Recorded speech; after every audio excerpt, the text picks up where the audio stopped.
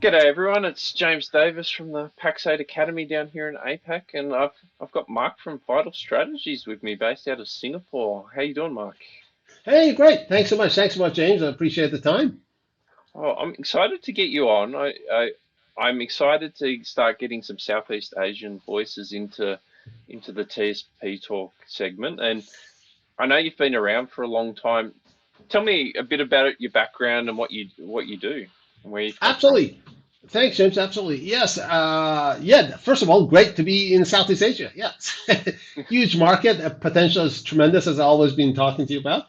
I've been in, I'm from back in the States. I came out to Asia quite some time ago. I've been in APAC for about more than 20 years now.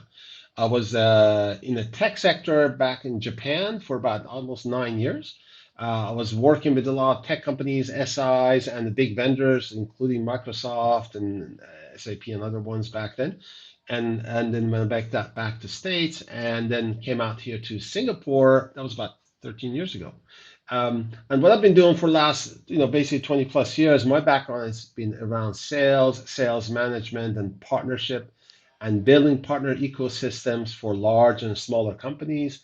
We do a lot of work around go-to-market strategies, and for the last 5 years, really, it's been a lot working with resellers such as Microsoft resellers, partners, and a lot of MSPs around helping them to build their go-to-market strategy and then ramping up, accelerating their sales organization. And along the way, helping them with a lot of building processes and improving their basically scalability. Well, so I'm excited to have you on. Like you said, the Southeast Asian market is has massive opportunity. Right. From an ANZ perspective, we often broad strokes Southeast Asia. It's not as Right. simple as that, is there? Well, tell me about sort of the landscape of the region. Oh, absolutely. Yes. Yeah. Yes. It's Southeast Asia, of course, it's got a very mixed bag. Of course, you got Singapore, which is highly mature, very, the infrastructure is amazing. The technology is sophisticated and companies are deep into it. The country itself has got a digital, sort of like a nation mindset, and they're quite advanced. Then you have countries like Malaysia, Indonesia, Philippines, Thailand, of course, Vietnam. These markets very diverse in their ecosystem and their infrastructure and maturity level. So yeah, that makes it very interesting trying to work in different places. Of course, culturally, economically, in socially, they're very different, and that's the fun part about being in the region because you go like hour and a half away is a completely different place. So definitely that makes the job more interesting, and of course makes the MSPs I'm working on MSPs sometimes more challenging because the kind of challenges you face in different markets are quite different. And you really have to understand the lay of the land and work with them closely. And so, what are the sort of major challenges, and how do they vary between the different countries? Yes, I mean, look, I mean, the challenges at some level, I think you say every country will have similar challenges, but a lot of times depends. The question is the level, the degree of the challenge. Some markets, some of the key challenges you see across not just, of course, Southeast Asia, is around, the messaging, the complexity of the business become more and more complex, and technology is becoming more complex. The ability of a company to scale, be able to address the customer needs. And a big one is, of course, the mindset of the leadership. When you have, and some market, for example, in Singapore, it's a lot more advanced, it's very competitive, and to some extent less price sensitive as you go across other countries. That gives us some advantages, but of course, the challenge is, of course, for some place in Singapore, is really about making sure you don't become too generic, you don't sound like everybody else. Be able to differentiate yourself becomes a big issue because everybody has access to cloud. Everybody's got pretty much access to the same level of talent. The question is, how can you differentiate your own services and to be able to, you know, get the customer in other markets, say Malaysia, Indonesia, you have issue of more price sensitivity. And again, and a mindset of break fix sort of like mindset, a more reactive approach to customer is more prevalent in some of those markets. That makes it tougher to take the conversation to the customer to the next level.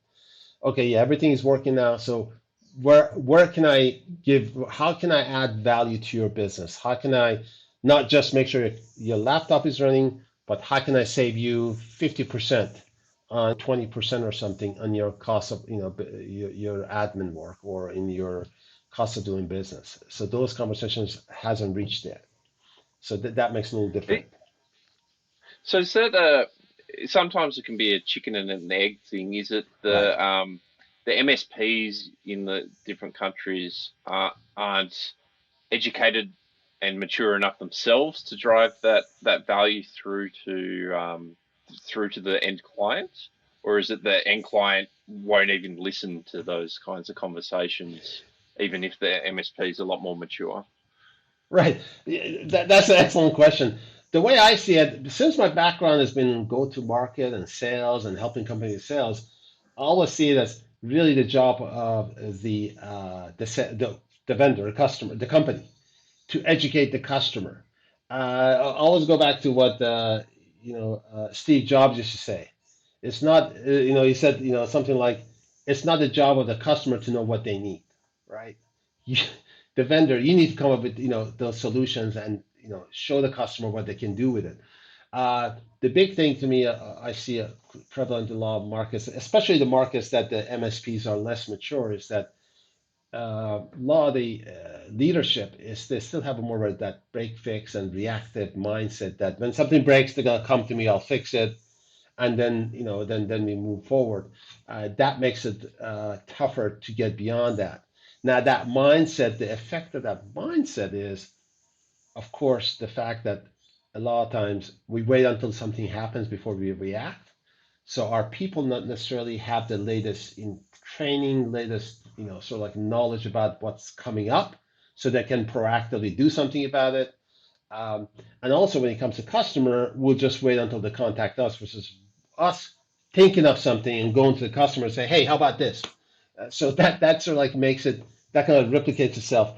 I was talking to a company who is actually MSP, but the owner doesn't think he's MSP really. But he was saying, for example, his approach was that he thought, well, the MSP's model doesn't work in Southeast Asia in some countries because the customers are too price sensitive and they don't want this stuff. So when you have that kind of mindset, then it's kind of hard to come up with innovative solutions for that customer. So that drives that behavior. And also, of course, that culture always filters down to the team, right? It does, and I wonder. You've been around in the market for quite some time. My experience so far with a lot of Southeast Asian partners, they've had a very different journey to getting to the MSP sort of stage now. Like if I look at a traditional ANZ sort of MSP, a lot of those guys grew from fixing laptops and on-premise servers and stuff. They were break fix from the start, where a lot of the Right. Southeast Asian partners I've met have come from a lot more of the SI project delivery side, and it's sort of a very different mindset. Is that the same sort of thing you're seeing, or Right, yeah, what do definitely you in see? some markets. Yeah, you do have a lot of those break fix places in some of the markets like Malaysia, Indonesia. I've met a lot of partners who was basically they're the local person, local shop who handled like laptops and fixes desktops back then. And they gradually customers keep having this problem, so they start expanding their sort of territory and doing bigger markets. But definitely in places like Singapore, Thailand, a lot of these SIs and things what happened, I think for some of them, they're big enough. They had some little bit of development, like customization they did for customer. They had some technical skills in that area, and they're reselling the products, the licenses, the traditional on-prem licenses. And so what happened for them, the choice came in when people start shifting to cloud. They realized their margins on the traditional licenses don't cover it anymore and the integration fees cannot be as much in cloud. So they realized they really need to change, because the revenue model didn't work anymore. So they had to find new revenue source. So that's why they start going toward the MSP model or some form of hybrid where they provide these, the customization and things, and then on top of that, they sell more of an MSP, so like a subscription to maintain that.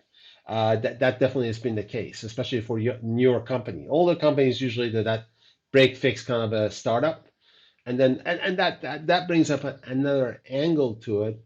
A lot of those companies who started that way and they've been reactive and they're still having a hard time adopting to the cloud environment and the business model. So they're still sort of like they're trying to survive on a very, very thin margins that has come from just reselling like cloud. And there's a lot more work to be done around their messaging and overall go-to-market strategy. It's really that's really interesting. And from your perspective, living in Southeast Asia, is there much thought leadership around this? Like I find even for just ANZ, we've predominantly had US driven voices, and Right, that MSP model, that one true MSP model, doesn't exactly translate 100% to our market. Um, right, I'm wondering how does thought leadership happen in right. Southeast Asia? Yeah, that's interesting. Yeah, in Southeast Asia, as you know, Singapore being a main hub and being a main economics powerhouse here, a lot of countries around that look at Singapore, see what's happening in Singapore, and they know again Singapore also a lot of times following US and ANZ and Australia about how the next step. So definitely Singapore has that power and that local regional leadership thing. The other thing I found out is that when it comes to this MSPs, you have some of those bigger guys who are in a different sort of like a league. They actually have a business plan. They actually have a team that's work on strategy, and they have a different trajectory than the other 95% of the very small one man, two man, five person shops, right? And that's very different. But definitely, yeah, those people work on a very different, and they're the ones who actually are looking at Australia or US, and a lot of times, of course, they have a partnership or being acquired by overseas companies, so they're already Yep. getting that, and totally that gap is getting bigger and bigger. I see. So that sparks a thought in my mind. So, but in sort of let's say the sort of mid-size MSPs, let's take those like really big MSPs out of the game because often when we're smaller, we're not going to operate like them. They're playing a different Right, game. right. What are you seeing with those sort of? What are you seeing the smaller MSPs that are doing really well? What are they doing? What are they taking Yeah, advantage of? What are they selling? right. Yeah, as you would expect, especially in Southeast Asia, their strength has always been the fact that I have that personal contact, right? I mean, I was talking in the middle of pandemic. I was talking to MSP, successful MSP that work in multiple countries, and just when there are all these rules about going places and visiting customers, there are customers who are demanding for the salesperson to come in, right? And the company said, "Okay, we'll do it." It's like, what? You have rules, but it was just that personal thing was so important that override other stuff. Definitely the thing that they try to and they're good at, and it's part of the cultural thing is that being having that personal connection and staying in touch with that customer, much more personal level. That has worked well for them. But of course, the challenge with that is, of course, scalability of it. How much can you scale? Uh, and of course, that's a good part. What I found out in multiple MSPs is that they have these relationships. And when I look at the list, that huge list of customers they have, and then what they're offering them, there's just that leaves so much money on the table because there's so much potential. I look at it, it's like, oh my God, you got all these services you can provide. But again, it goes back to not being very proactive about it and not doing much with it. So it's just really exploring that potential because you already have the customer. I always say, is the Hmm. McDonald's thing. Would you like to upsize? They don't ask that question. Would you like some fries with that? It doesn't often happen. I suppose going back to your point earlier, the comes from the top in their mindset, isn't it? If the Mm, owner and the senior executive in the companies don't really have the confidence in what the business is and what the value is. It's very hard for everyone else to drive, lead, follow that lead, isn't it? Right. It's so I I'm curious what you doing a lot of sales training. Right. What's the level of acumen of salespeople? Right. Absolutely. Yeah. Again, because we focus on go to market and sales and helping the teams ramp up. Definitely, what we try to do, and I've done this dozens of times with companies, resellers, MSPs, is that really try first of all make sure they have a better, much more clear understanding of who their real customer is and building their unique message. And it's that the value messaging is the one that often lacks because after like first 5 seconds, it becomes like how many users, how many licenses, that kind of question. How many desktops you have, how many employees you got, and it really they don't go far enough about really differentiating themselves and their services. Um, and the fact that cloud has made it such a commodity, so it doesn't matter to the customer. And then there's a funny thing is it's a chicken and egg thing. It's because like the many of the owners they say, oh, the customer is very price sensitive. But then when I listened to, like, I had a session with 20 salespeople, and they're from like 6 or 7 different MSPs. Um, I do exercise at the beginning, and I said, please write down what you do. Tell me what do you sell? And as then when you look at these things, they're almost identical. Okay, I'm selling Office 365. It's like if your message is exactly the same, how is the customer going to decide? It's going to be the price. So therefore, that's all they know. So that's what they base their judgment on. We actually making that happen because the way we position ourselves, and then they say, oh, the customer is price sensitive. So that makes it sort of like ironic to me. And so what I try to do really is first of all make sure, and the other thing we do a lot is around coaching the owners and the sales managers. They have a sales manager, usually it's sales manager owner, about coaching them on how they need to actually see their business and change their messaging themselves and how they see their business, and then make sure they can coach the salespeople after we do the program. So then when we get into the salespeople, really the first thing we start with, let's understand your customer. What is it that they value? We do a lot of customer journey mapping, make sure you know what the customer journey is in their engagement with you, and where are the value points in the journey from you. And then next step is really how can you add more value? And that's where you get ideas around new services, new offerings that helps your customers go beyond, Office 365 support, about improving the businesses and processes. So what I'm picking up with what you're telling me is a lot of it's the same challenges we have everywhere. It's really small business mindset. Uh, how we've got probably technical people that own the businesses, have been doing this for a long time, and they aren't thinking about the client perspective and framing up a go to Right. market like you just said. And then that mentality shift, like we've outlined, in terms of the confidence and the direction inside the Right. business, so everyone else can align to it.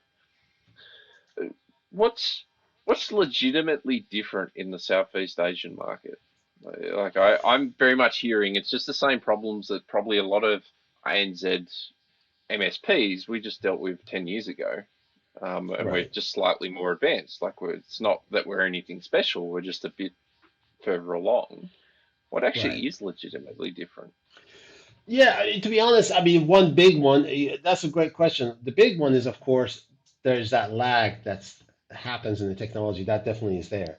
And the other one is really about the ways of operating within the country. Of course, culturally, socially, the way you go about doing business is quite different. And if you don't come across as being a local, you're going to not going to get the same level of intimacy with the customer. Oh, you're just from Singapore, or you, I mean, you have the same thing from Singapore to Malaysia, Singapore to Indonesia. Yep. So, and having that approach, because I do a lot of programs across region, and especially since I lived in Japan for a long time, a lot of times, companies, talk about, oh, how the countries are different. I said, look, you, the CFO in or sales manager in Japan versus US versus Singapore, they pretty much have the same KPI, is revenue. Now the question is, now the difference is, how do they go about getting people to do their job is different. The way they approach the customer, the way that they talk to their employees, the way they talk to the customer, the way they engage, and their process is different because of the cultural factors, and that makes a big difference. And when it comes to Southeast Asia, I find that when you have that understanding of the local markets and show respect for local way of doing things, that gives you a lot of credibility with the customer and builds that trust much faster.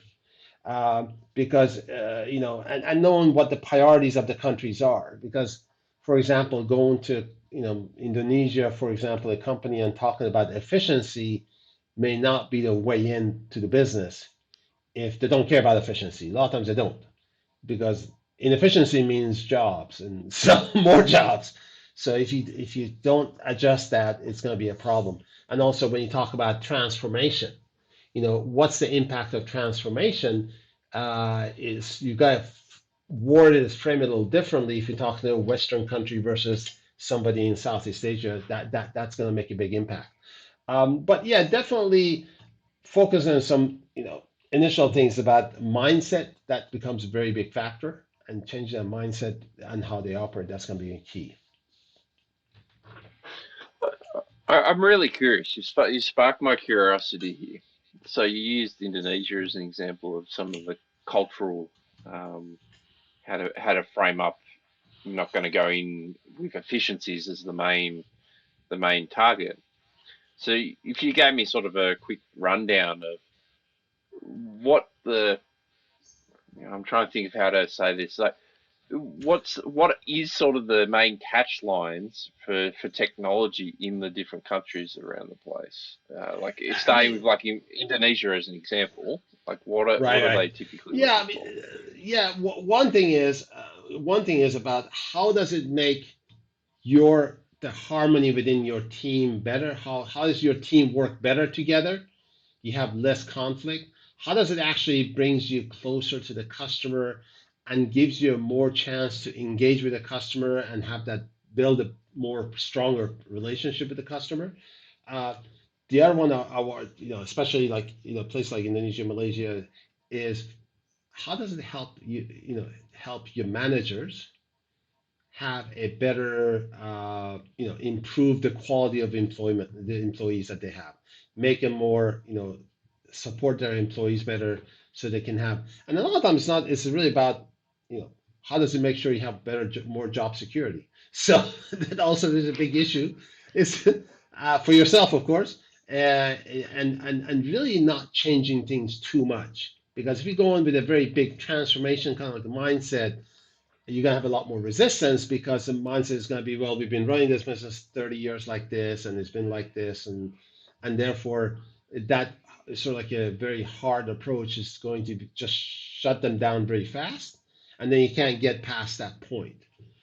So, and of course, the other one is you have to massage the conversations a little longer to make sure to get to that point that you can have those more serious conversations is going to be important. Okay, and what I'm hearing is it's really there's not a whole lot of difference. It's really just understanding the localized messaging of what Right, technology actually brings. right, right. And I suppose that comes down to where are you hearing the information from and what valuable insights that can provide. And I know from my Right, perspective, being in ANZ and like I've made a career out of this, is pretty much right, translating all the US thought leadership to make it work here. right, right, right. But yeah, no, Yeah, So I agree with you. I mean, it doesn't. To be honest, yeah. I mean, I've been teaching, coaching people around mentoring sales and leaders across region for almost 20 years now. Even when I was a individual contributor. Uh, uh, what I always find is that it's yeah, the, it seems like a small thing. Give you an example. When I do like a workshop, a lot of times I work with global companies. They give me a program, say we're going to roll this out across all the countries, and I take the program, and overall, the key messages are not necessarily that different. But what I find out is the difference is that 5 or 10% localization makes all the impact on adoption. For example, a lot of times it's very common. U.S. company, European company that say, "Oh, here's a case study. We did this customer success from, like Holland," and you take that to India.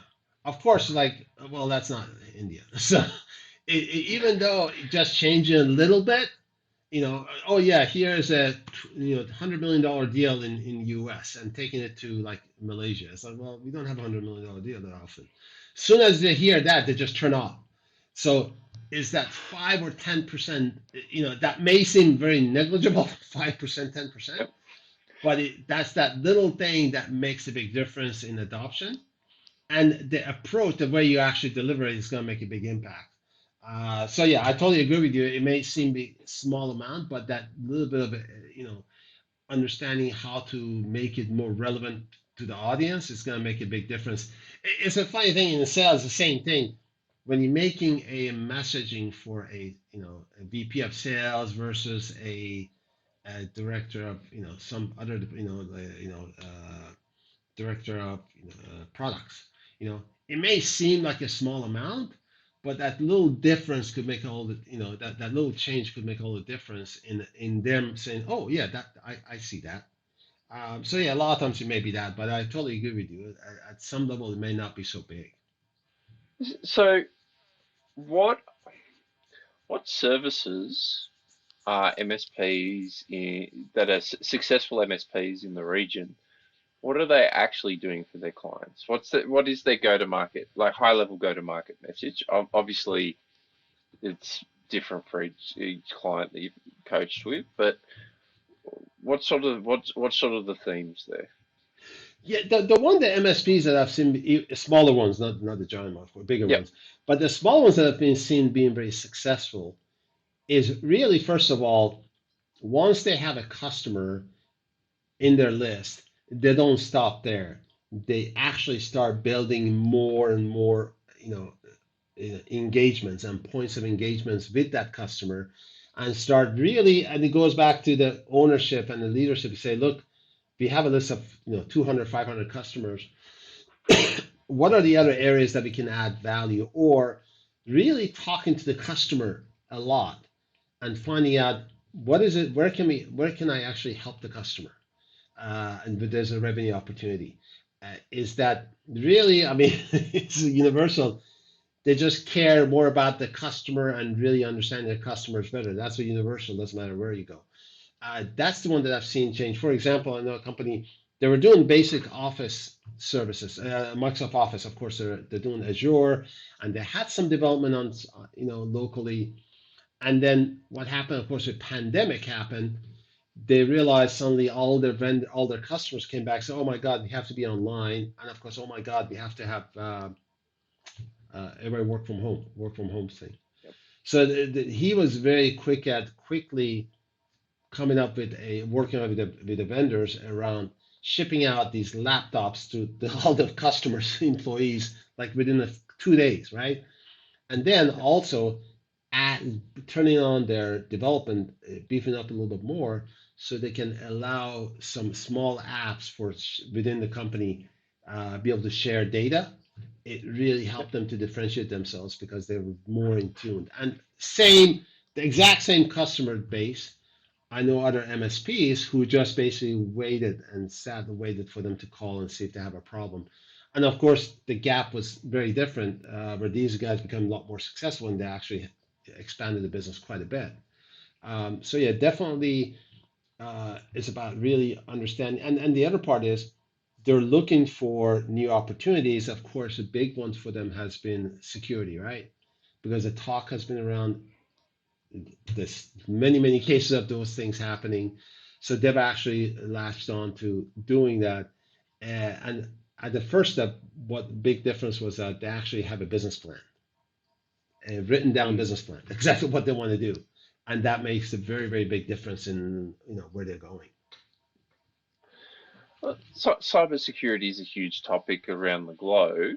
Uh, Right, in Southeast Asia in particular, like I know Singapore has regulations on certain um, needing licensing to deliver certain security right. solutions and services. What are the different countries in the region? What are they doing? What are the successful ones doing to sell cybersecurity? Yeah, look, you're absolutely right. Singapore is pretty strict about that stuff. They already have rules, and companies and organizations have to follow.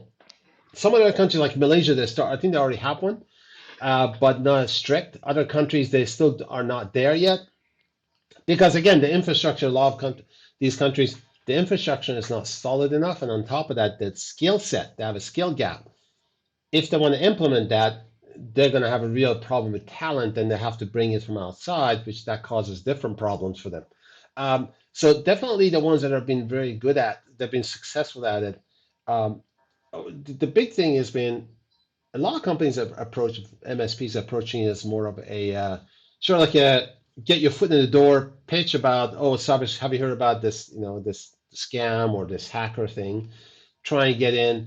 Uh, Fortunately or unfortunately, they're approaching it more tactically, right, and being more strategic about it to make it as part of their bigger picture, bigger level, sort of like a service that they could provide.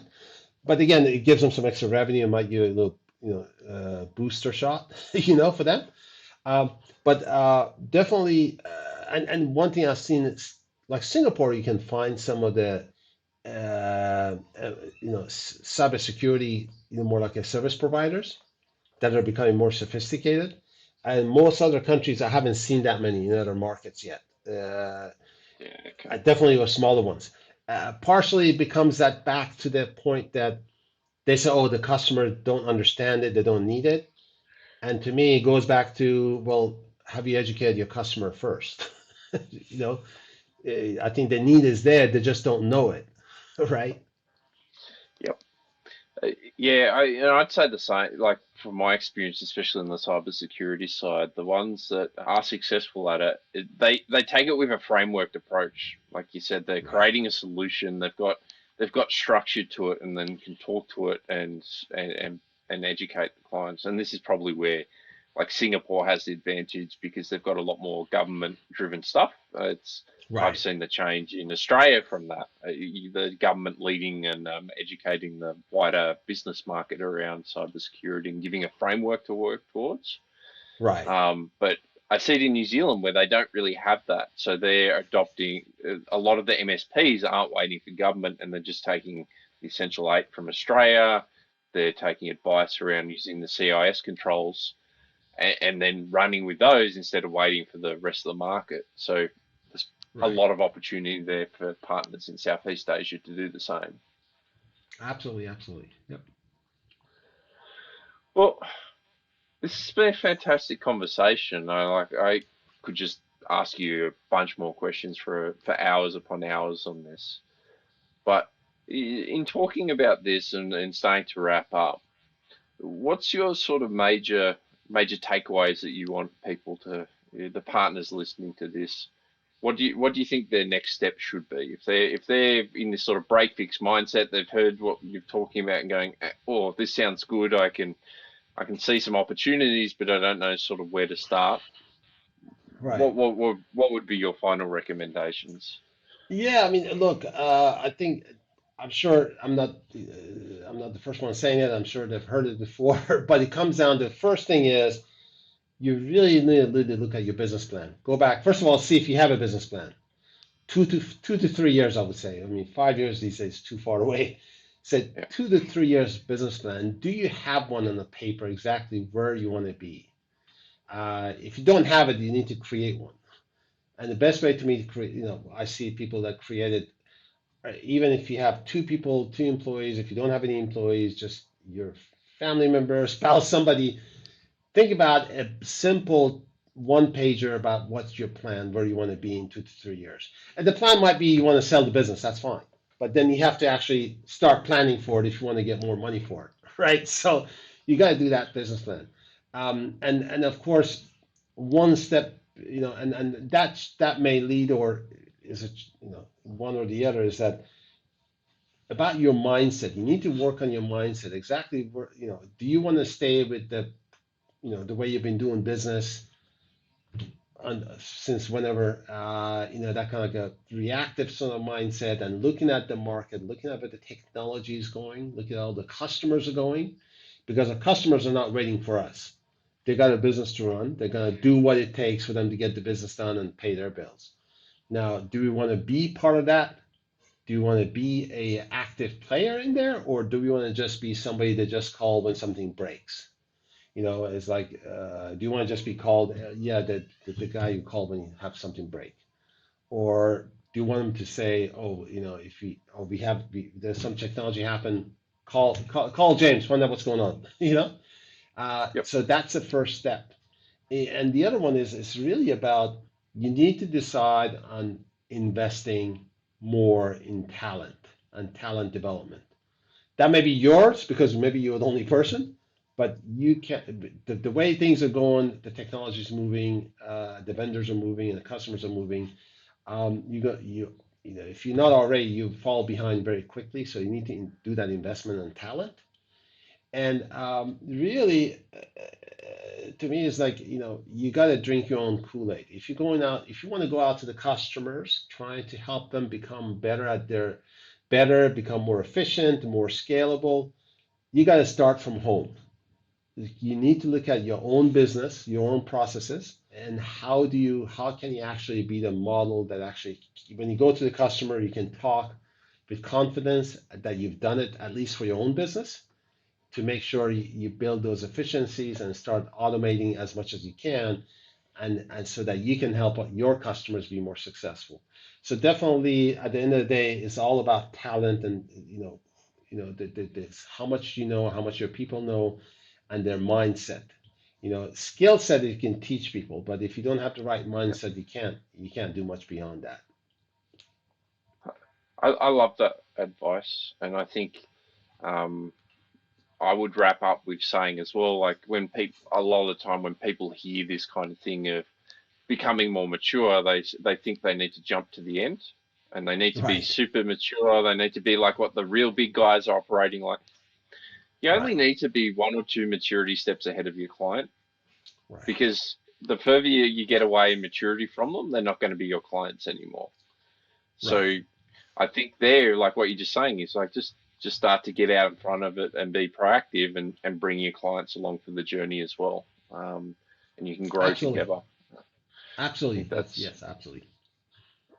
well, that's awesome. Well, we better wrap up, or we'll keep talking forever.